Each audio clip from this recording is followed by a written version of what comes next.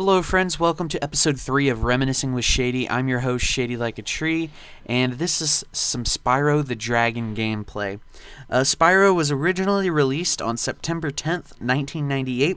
It was developed by Insomniac Games, published by Sony Computers Entertainment, Sony Corporation, basically. I played this game on the PlayStation 1 back then.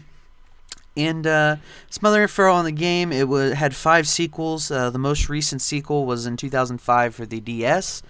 It was re-released, the original Spyro that is, on October 25th, 2007 on PlayStation Network. And then in 2008, the Legend of Spyro series, which was supposed to be a prequel to this game, actually became a reboot of the series, and has since taken off, and a new game is expected sometime in the very near future. So, my experiences with this game. Spyro was the second game I ever played, I ever owned, I should say, even though I don't know if at 9 years old you can own a video game. Maybe you can. But this was one of the first 2 games I got, with Crash Bandicoot, of course. When I first got my PlayStation, my mom, when she went to Walmart to get the game, she had said to the guy, "I want something non-violent, relatively non-violent, peaceful, cartoonish," and he handed her Crash, Spyro, and then for the following birthday, I had asked for High Octane, which is going to be episode 4, so look for that coming in the next week or so. And this gameplay is something I picked up a few weeks ago. I haven't played this game since probably 1999. And I was just getting my feet wet and whatnot, but this is a fun game nonetheless. It's a little bit of a childish game, but it's still challenging, and I still had a blast and still had fun doing it.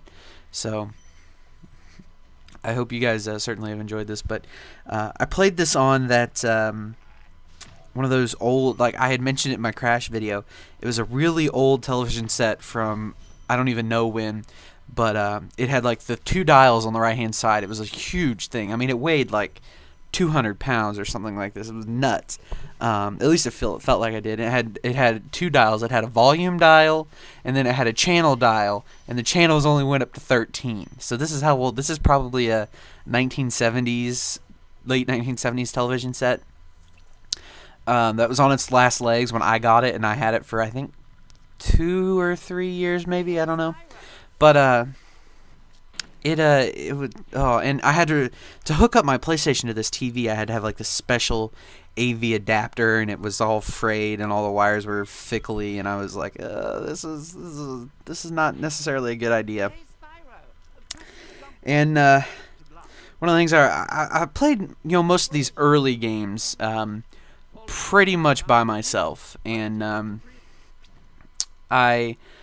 I remember like trying to get my parents to play Spyro with me and like watch me play Spyro. Like this was like the beginnings of me on YouTube before there was a YouTube. Like when I'm 8 years old. I know this is, for some of you, it's hard to believe a world without the internet, but there was no internet. There was none of that at this point. And oh man, it was good to come back and play this, because not only when I come back and I play these games, I think about the game, and I kind of reminisce and have a little childish fun with the games, but I think about, like, I kind of revert back to that version of myself, that small child version of myself when I originally played these, and you get kind of you just get shell-shocked with emotion, and it's good, and you remember what you were thinking when you played this. And I always remember when I was a kid, I could never figure out how to get up there, and I think I eventually figure it out, but I don't remember if I do or not. It's been a while since I last played this game. Since I played this game this time around.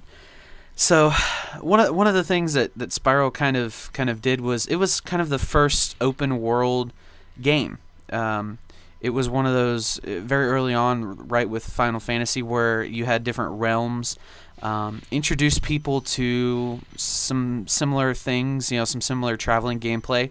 This setup of all these worlds and realms and whatnot of Spyro is similar to how Fable is set up these days, and how you have to and how you have to kind of go from world to world, or in the case of Fable, town to town, and figure out, do all this stuff and save all these dragons and whatnot, even though there's not really any dragons in Fable. But yeah, so I gotta say that this is pretty good graphics for back then. I mean, these still look pretty good. I did get it on PlayStation Network. They're not the best per se, but they're definitely better than a lot of games back in this time. In Spyro is he's just a cute little dragon, and I remember this game so fondly, as I do many of the games that I'm going to talk about from my childhood, from my past. And I remember one year for my for I think it was like Halloween or something. I wanted to be Spyro, and my mom got me the Spyro costume, and I was all decked out, and I had the little wings and the little head helmet horns things that he's got on. And I remember my mom's got a picture of that somewhere. If I can find it, I'll try to upload that on Twitter or something. But yeah, that's how much I love this game back in the day. So I hope you guys have certainly enjoyed this one, because I had a blast playing this. This was an interesting game that I liked, and this has been episode 3, Reminiscing with Shady. I hope you guys enjoyed, and stay tuned for next week's episode.